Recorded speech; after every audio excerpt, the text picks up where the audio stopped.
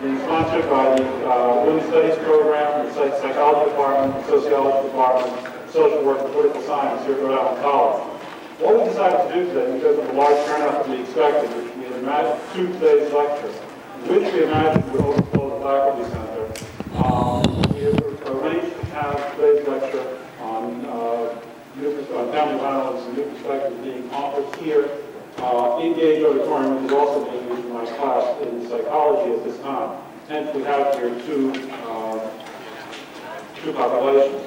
And without taking any further time, I'd like to turn this one over to Dr. Joan Rollins of the Psychology Department, who will introduce today's speaker. Thank you. Good afternoon. Our speaker today is Dr. Kersti Yllo, who is Assistant Professor of Sociology and Anthropology at Wheaton College, Rhode, Massachusetts. She received her PhD in Sociology from the University of New Hampshire and subsequently was a postdoctoral research associate at the Family Research Laboratory at the University of New Hampshire. Her topic today is sexual violence in marriage. She is co-author with David Finkelhor of a book published last summer, Licensed to Rape, Sexual Abuse of Wives. Dr. Yllo.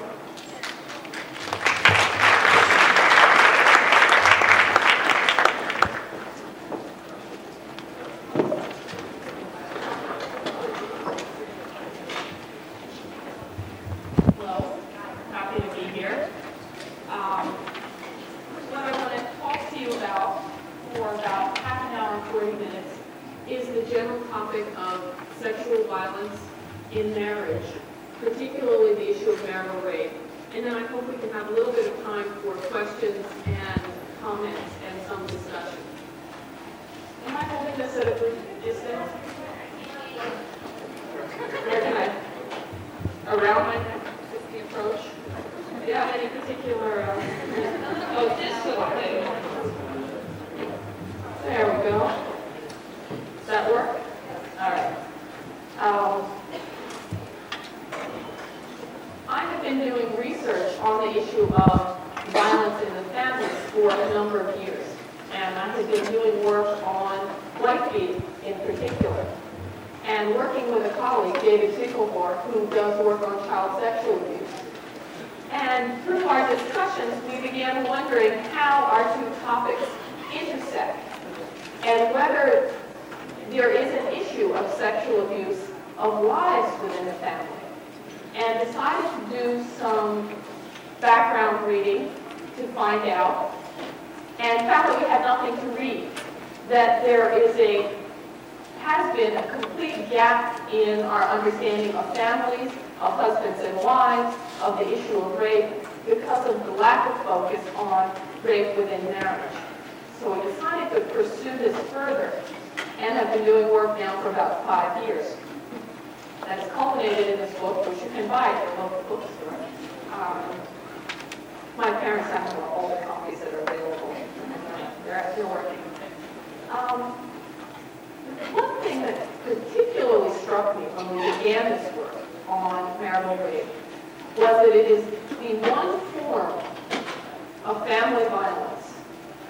In fact, I think the one form of violence against women that is perfectly legal in most of the United States. The laws about rape right now about 30 states still, including Rhode Island, indicate that rape is forced intercourse without the consent of the woman other than one's wife. That's what we call a spousal exemption. The spousal exemption is clearly identified in almost all state rape laws. In other words, giving exemption to husbands. The defense against a rape charge would be, we were married, therefore no charge can be made. When we started our research, the only information that we could find was about some of these legal debates, because state legislatures were taking up the issue of whether to criminalize marital rape. And we had different state legislatures debating this issue, and different lawyers making their points. And everybody was sort of gross assumptions about what this experience is like without any grounding in psychological or sociological research from what we could tell.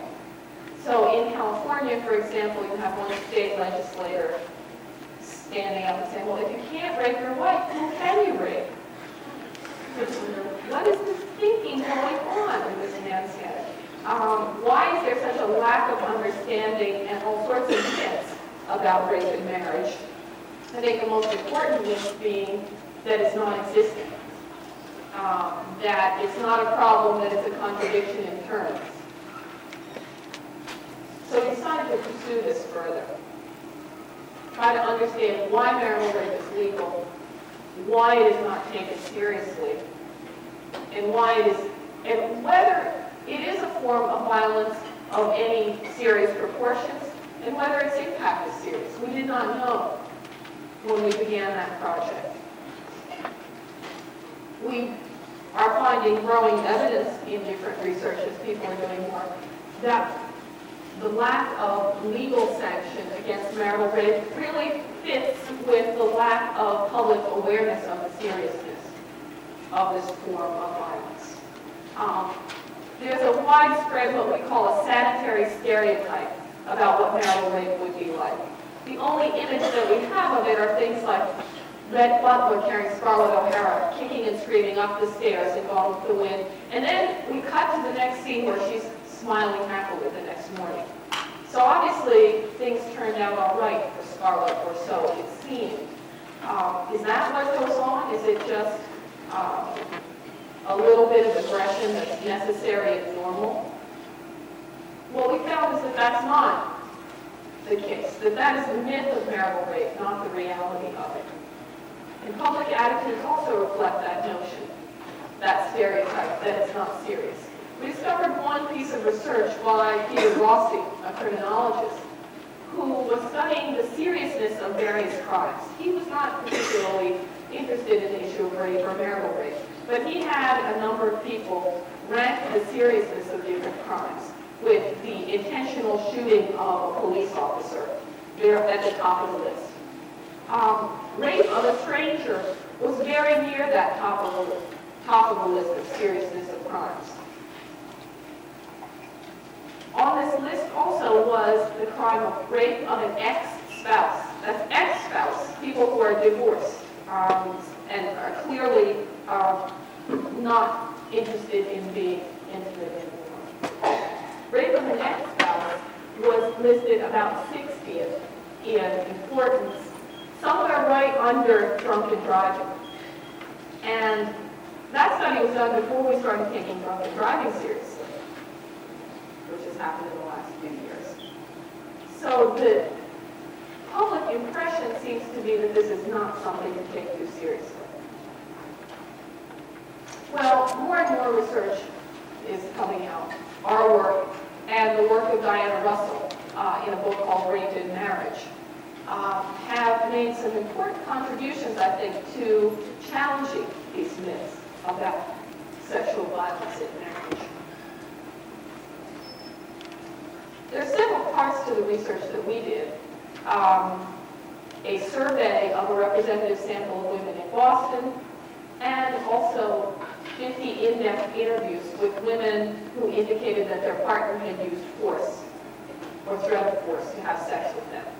And the 50 in-depth interviews are what I will focus on mostly because those really showed us what the experience of marital rape victims was.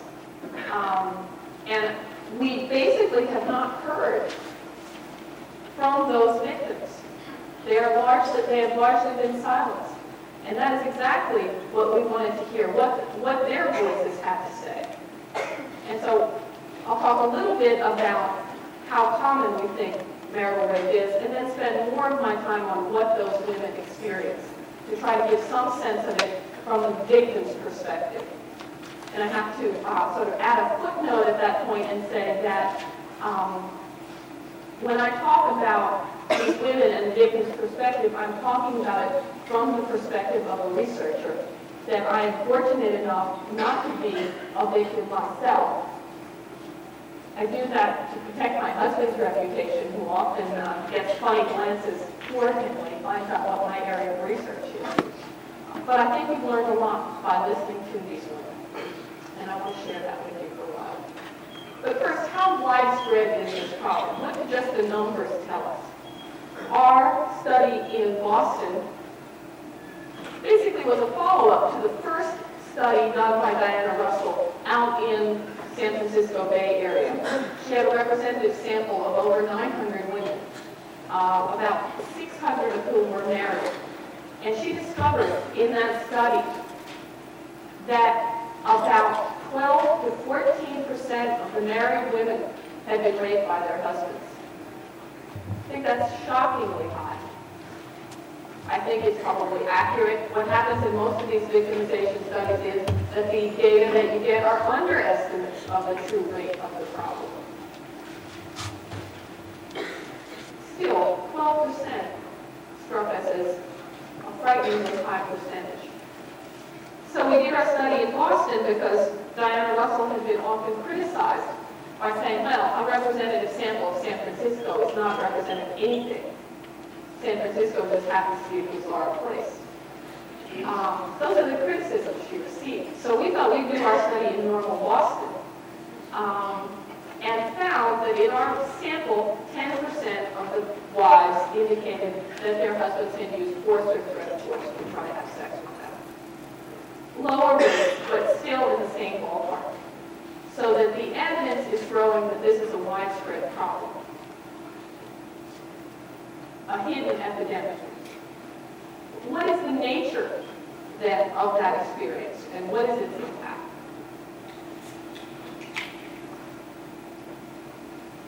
Not one of the women that I talked to described anything remotely connected to the Gone with the Wind scenario, or more recent images of marital rape that we have on shows like Dynasty and things like that. That image isn't the reality. The women have had very traumatic experiences, very serious experiences that have had long-term impact on them. There appear to be 3 different types of sexual violence or rape in marriage. And we're not arguing that these are the only 3 types or that there's no overlap, but so far in our exploratory work, the experiences of the women seem to fall into 3 basic categories. And the largest group are what we call victims of battering rapes. And these women, 65% of our sample, 60 to 65%, were victims of wife battering in general, were sort of typical classic battered women whose marriages were characterized by physical violence, sometimes for years and years. And what we discovered by asking them about it is that sexual violence was a part of that as well. There's been much more work on wife beating in general than on the topic of sexual violence, of marital rape, but often researchers have not asked about sexual aspects of that violence. In a few studies in battered women's shelters, we have found fairly consistent results across the country that about a third, sometimes a half of the women at the shelters have also been raped by their partners, not just battered by them. So that's more evidence that often battering and marital rape go together, but not always. The women who were victims of battering rapes described the tremendous anger and hostility that came out at them from their husbands, and tried to describe how the sexual assaults were part of that violent assault. Often what happened was that a husband would beat his wife for whatever reasons, sometimes over very serious family problems, sometimes over how dinner was cooked. And then, in addition to the physical violence, he would rape her. And that was an additional element of his attempt to hurt her and humiliate her and express his anger at her. Sometimes that went on for a very long time. One woman that I talked to was trapped in such a violent relationship for several years. And partially trapped because she was of a fundamental Christian faith that did not believe in the breakup of marriage for any reason. So the more help she tried to get from her minister, the more support she got, odd sort of support for staying in the marriage and working harder and being a better wife so that her husband would not do this to her. She was the one who was supposed to fix it by being a better person. And she attempted that for years, and they had several children.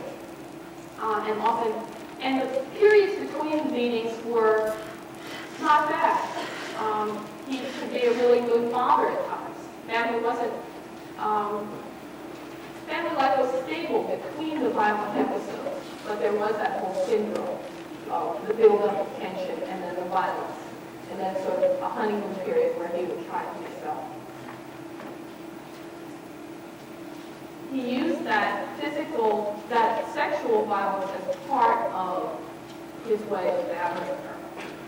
One incident that she described stands out in my memory, probably most out of the 50 interviews that I did.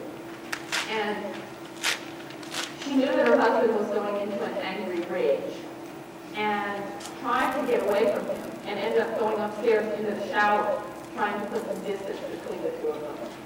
And he ran into the bathroom and pulled the shower curtain back, and she slapped her, which was the only time she had been physically violent toward him. And for that, he began punching her in the stomach until she vomited, and then he raped her on the floor of the bathroom. That doesn't fit the myth. That's the reality, unfortunately, for too many women. And this woman, trying to figure out what to do, called her minister. And while she was on the phone, her husband picked up the extension and said, "Hey, I just raped my wife. What are you going to do about it, Pastor?" And what he did, of course, was to say that she needed to work harder at being a better wife so that he wouldn't be forced to do these things to her. It was not until friends of hers, she was fairly isolated, but friends of hers got her into a different church with a different minister who made it clear to her that her life was more important than her marriage, that she was able to get out of that relationship. She was at a battered women's shelter for a while. He found out where the shelter was. She ended up spending some time isolated with a group of nuns. Before she was able to start going back to school, to find a job, to reestablish, her children were placed in foster homes. She got those back. She sort of got her life in order when her husband broke into their apartment. This was a couple of years after the divorce, and raped her again. Now that last rape was the only rape that was illegal, and she's prosecuting because the divorce was final. If that divorce decree had not been final, it would have been just another example of illegal rape, which is why we use the term license to rape, that we allow this to happen as a society because we do not have laws against it. We do not criminalize it. But as I said, marital rape does not occur only in the context of battery. There are other types, two other types that I want to discuss with you. The second type, which included about 30% of our sample, is what we call force-only rapes, where the marriage was relatively violence-free. However, there was forced sex as part of a power battle that was going on in those relationships. What seems to be going on is not so much anger and rage and hostility on the part of the husband, a desire to hurt and humiliate, but a desire to control. For whatever reasons, those marriages were not happy marriages. And husbands felt that they were losing their position, their power, whatever power they had, and that sexual violence was the one way that they could reassert that power. Particularly to remind the wife that she was in some way his property still in that relationship. That kind of control came out. So in most of those cases, in all of those cases, we didn't see the kind of brutality that I just described in the battering rapes, but often just enough power and control, physical force, twisting an arm back, holding someone down, holding a hand or a pillow over a woman's face in order to force her to have sex. Not the kind of assault where you can then have pictures taken of bruises, broken bones, but coercion nevertheless. Sometimes the lines are not very clear. People always say, well, how are you going to know that a rape really took place? That's what we have trials and jury trials for. Because the court system does have to decide on the basis of evidence whether an attack took place. But because it may be difficult to prove a case, does not mean that that's ground for making that sort of assault legal. Incest is difficult to prove, but we don't make it legal on that ground. I mean, arson and conspiracy are difficult to prove, but that's not grounds for decriminalizing it. So I'm not arguing that the legal cases will necessarily be easier and clear-cut, but that criminalization is an important first step anyway. And in fact, in states like California, where marital rape is illegal, there have been few problems in getting convictions. The conviction rate has been higher for marital rape than for other forms of rape, mostly because they've been of a very brutal variety. The third type of rape, which we heard about only from about 5% of our sample, 5 to 10%, I'm not sure about those figures right now, was what we call excessive rape. Before I go on to describe that, I want to just caution you about those percentage figures that I'm giving, because these 50 women that we interviewed are not a representative sample. It's very difficult to find people who will talk about these experiences, although not as difficult as we originally thought. And so these women are women who have been at family planning centers or health centers who agreed to talk with us. But we can't generalize and say, well, since 65% of these women were victims of battering rape, that means that's how it's distributed in the country at large. The sample isn't representative, so we're not sure. So that final form, the excessive rapes, were the most difficult interviews for me to do.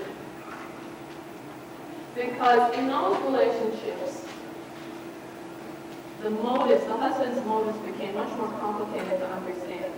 I mean, anger and power seemed pretty clear-cut, but there was a clear element of sadism in these relationships where the husband needed that violence in order to become aroused, so that the violence occurred during sexual acts. The sexual acts themselves were very violent. Fortunately, that was a small group. Otherwise, I don't know if I could have finished the research because those interviews were so very difficult to do. These men were often obsessed with sex, and then that obsession grew more and more violent. So that the women that I talked to when they married these men were very naive at the very beginning. And married very young, and really didn't know much about what a relationship is usually like. So even at the very beginning of the relationships, these women described to me the incredible demands that their husbands placed on them. One woman told me she didn't even realize how demanding he was because she read in things like Women's Day that men often are more interested in sex than their wives and the wives should accommodate. And it wasn't until she was talking with friends about the frequency with which they had intercourse, and her friends were saying, well, yeah, 3 or 4 times. And they meant a week.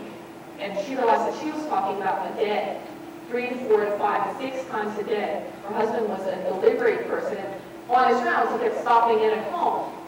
And at first it wasn't completely coercive. This poor woman was exhausted for years. But it didn't end at that, unfortunately. That might have been a manageable thing to deal with marital counseling and working things out. But his demands got more and more obsessive. He became more and more involved with violent pornography, so that sometimes he would stage stranger rapes where she thought he was away and he would be hiding at home and would attack, or would force her with a broken baseball bat or broken bottles, things like that, that were brutal, with tremendous physical damage as a result. When she finally got out of that relationship, she discovered that she was cleaning out his stuff out of his desk, and he had a form where he kept track of every assault, and he had all these coding systems, elaborate coding systems that would make psychologists proud of his quantitative skill of ranking what he did and level of enjoyment and all these other things, where he did, how he set up. Very, very calculated. She said she felt worse when she discovered that sheet of paper than emotionally than during any of those other actual assaults.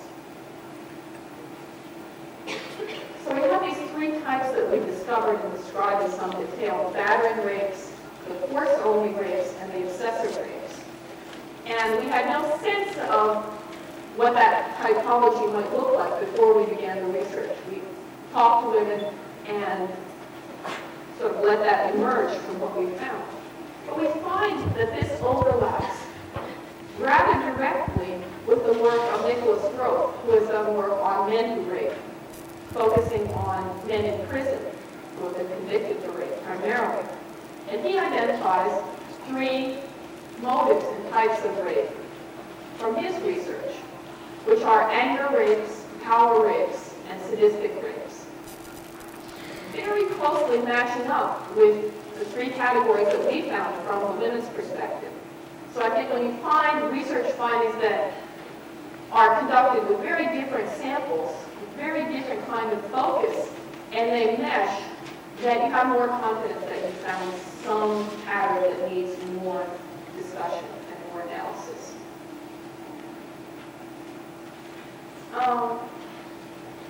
So what are the consequences of these different types of assault? Again, the myth or the public notion that it's not that serious is, well, so, she's had sex with this guy hundreds and hundreds of times before. What is one more time? And that really represents a misunderstanding of what the problem is. The problem is not sex. The problem is violence and coercion. It is the violence and the coercion that is the violation of rape, not the sex per se. That could be an individual's choice, and it can be terrific. When it's not a choice, that's a violation. So what are the consequences that we found? We found, and Diana Russell has found, that the most traumatic types of rape are stranger rapes and marital rapes. That in between, while traumatic rapes by acquaintances, dates, so forth, don't have quite the long-term impact. Now, women who've been raped by strangers live with a frightening memory. But women who've been raped by their husbands live with their rapist and have an ongoing vulnerability to additional attacks. And one of the reasons the consequences are so serious for these wives is because there's such a profound violation of trust. Women talk to me how much it was a personal, deep personal assault because they had trusted these people, loved them, and then to be violated in such a way is what they had the most trouble with. And several women said, if it had been a stranger, I could have dealt with it better. Could have said, look, I was just unlucky to be at the wrong place at the wrong time. But this was much more of a personal assault. So that violation of trust has long-term impacts for these women in terms of other relationships, other close relationships, particularly with men. It takes a very long time to get over that. There are also the other consequences of feeling guilty and angry and helpless and so forth. But I think the violation of trust is what's really unique to the assault and marital rape. The women that we talked to, almost all of them had gotten out of the relationship, were separated or divorced. So I can't really make comments about the long-term impact for women who remain in those marriages. I don't really know. But given what these other women have told us, we're quite certain that it has a detrimental impact. Why do these women stay? A lot of people ask that question. I think that our best way to understand that is the same way that we understand why battered women stay, women who haven't also been sexually assaulted. And it is often, usually, because they have no choice. Because the way the family and the economy are structured in our society and others, women are usually dependent on their husbands economically. Sometimes entirely when they have few job skills. They have several children to care for. And choosing to leave is not a simple matter. Things are better now with more battered women's shelters and more awareness on the part of professionals. But the change has been in inches, and the distance to go is so far that I can't even see it from here. So sometimes I'm optimistic and sometimes I'm pessimistic. When I see a state like Rhode Island refuse to fully criminalize marital rape, then I get pessimistic. But in other states, the laws change. There is more possibility of conviction and so forth. And I don't mean to argue that changing the law is going to solve the problem, because I don't think that's the case at all. Marital rape, wife beating is illegal, has been illegal since the 1850s, and we still have it. The law alone doesn't change things. But the law is symbolic of what we as a society believe is right and wrong. And as long as the law condones rape within marriage, then we're sending a message that this is something that we don't take seriously and something that we condone. And I think that the first step, certainly many steps need to come after that, but the first step has to be criminalization of this kind of behavior. That is the first step to rescinding this license to rape.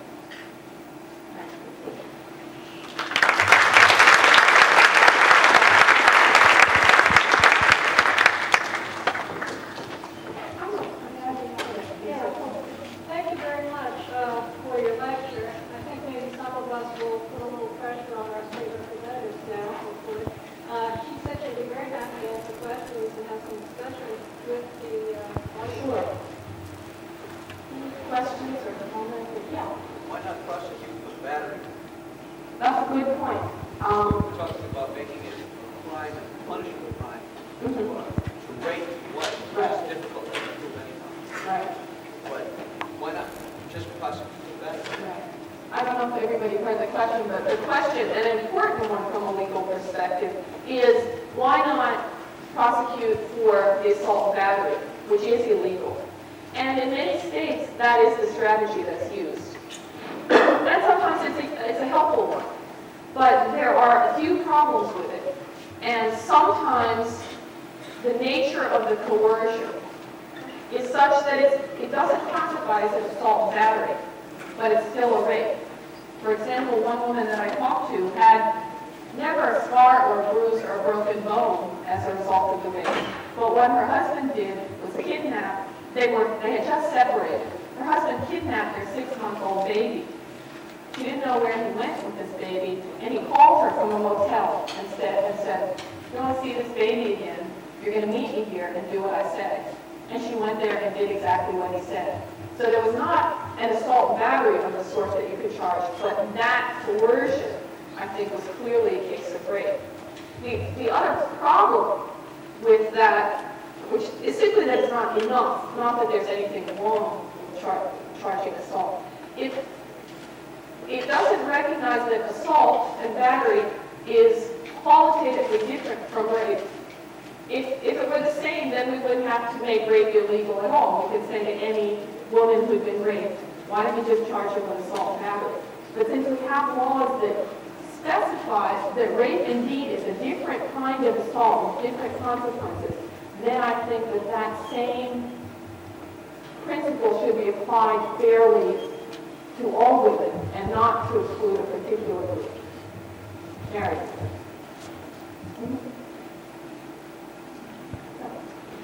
I wondered if you had an opinion about the role pornography plays in that, certainly in the excessive rapes, and if you think it plays a role, whether or not you think it should be made illegal.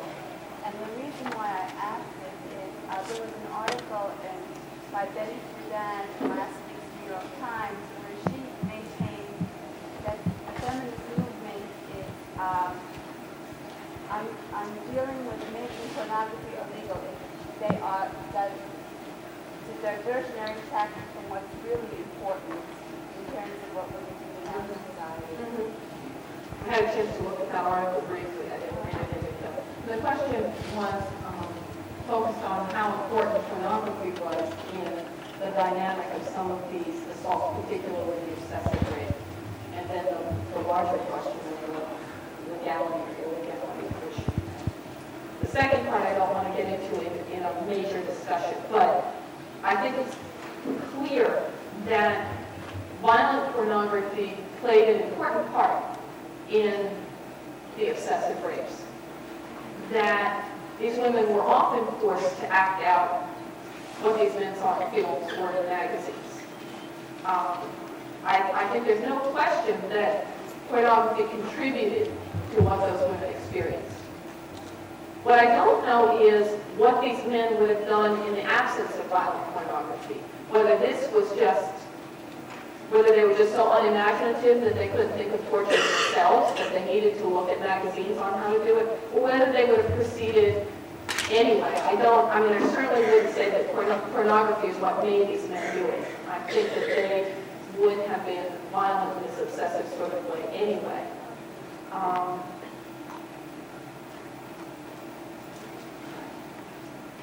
And I despise violent pornography. I think it is part of the backlash against the women's movement. I'm not in favor of wholesale banning of pornography because I have not come to terms with how that might be used against women. There are parts of this book, if taken out of context, could be regarded as violent pornography. I do not want people using any kind of laws on the books to try to remove these works. And I think I'll stop at that and not get into the ordinance in Cambridge and all of that. Other questions? Can I see other hands? Yes. In states where there are no rape, here's on why. Are women more willing to come forward with the first child than Well, the question is, in states where it is outlawed, are women more willing to come forward?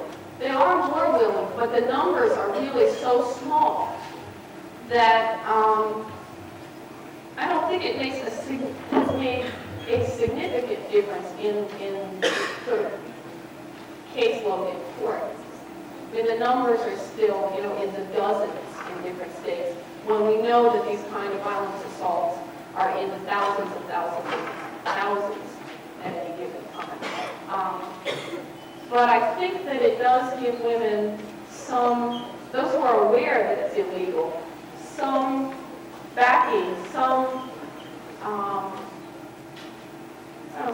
that helps them stand up and say, no, I don't have to put up with this.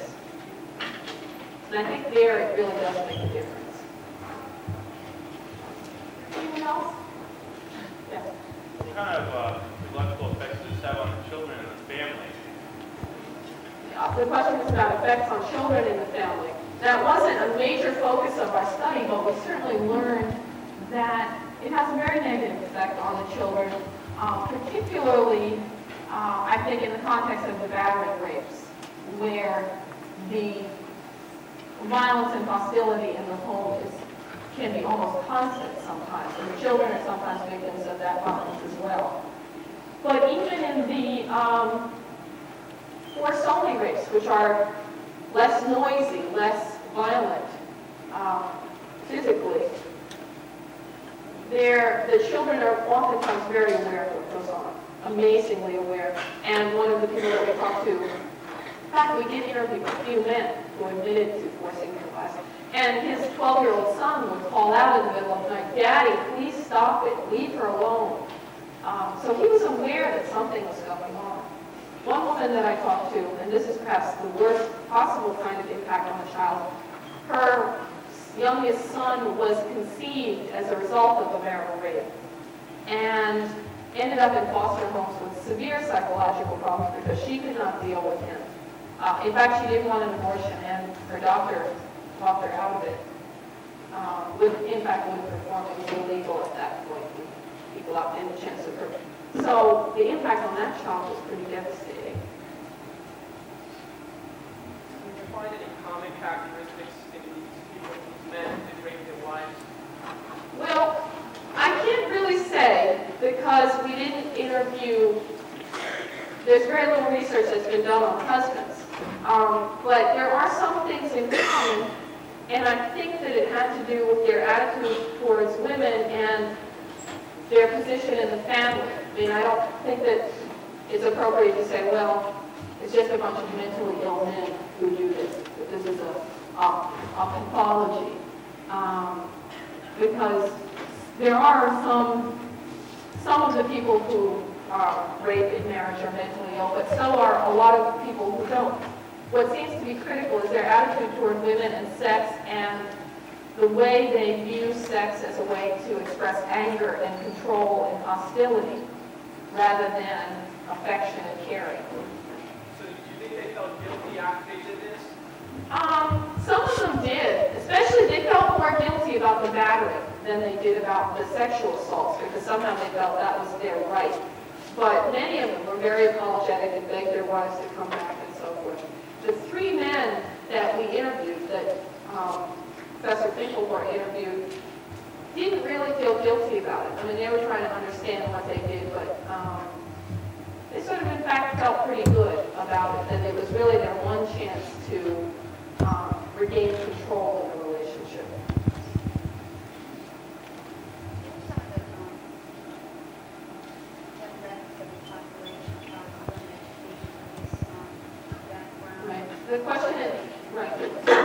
The question is about the background of the women that I talked to.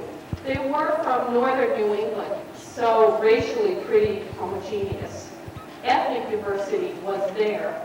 I think, but not tremendous. I mean, it reflected the area of the country where the research was done. I think we had a wide diversity in terms of class background and educational background. So one woman that I talked to had been assaulted by her husband, who was a psychology professor. No one at Rhode College, probably. You went somewhere. So you had at one extreme very educated people, and at other extremes women who were married to pimps, drug dealers, and unemployed, menial laborers. So there was really quite a variety.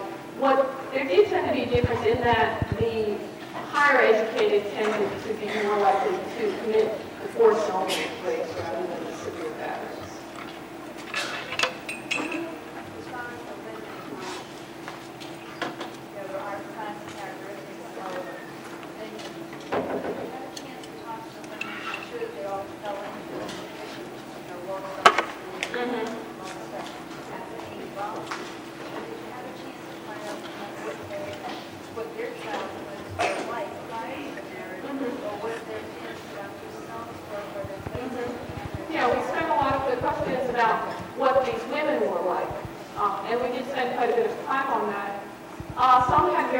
Childhoods and some had terrible childhoods. It wasn't a clear pattern. The clearest pattern I found was in the case of the obsessive rapes, where those women ended up in bad marriages very early because they were trying to escape a bad family life at home. So many of them have been victims of child sexual abuse and were trying any way out of that family and ended up in relationships that were destructive. But I want to touch on that sort of profile of the victim, of women who are battered and women who are victims of sexual violence.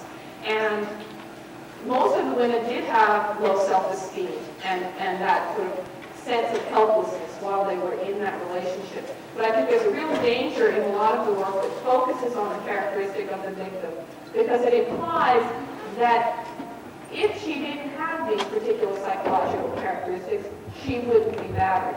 That if you just would, come on, work on your self-esteem here, and you can end this.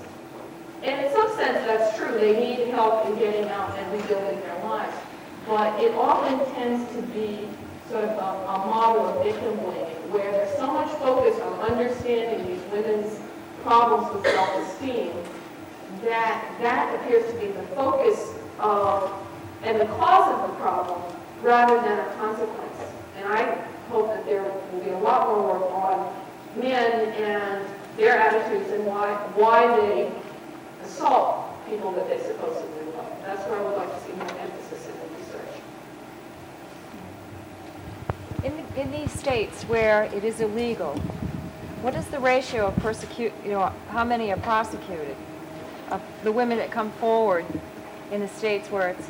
Well, it really varies from state to state, so I don't know those data. And I don't, the Center for Women and Family Law in New York City, run by a lawyer named Joanne Sheldon, has the latest data on that. The vast majority of marital rapes are never reported to the police, but their rates of prosecution and conviction, at least in California, have been higher than for non-marital rapes. So it is possible to successfully prosecute. So there's incentive for women to come forward. Yeah.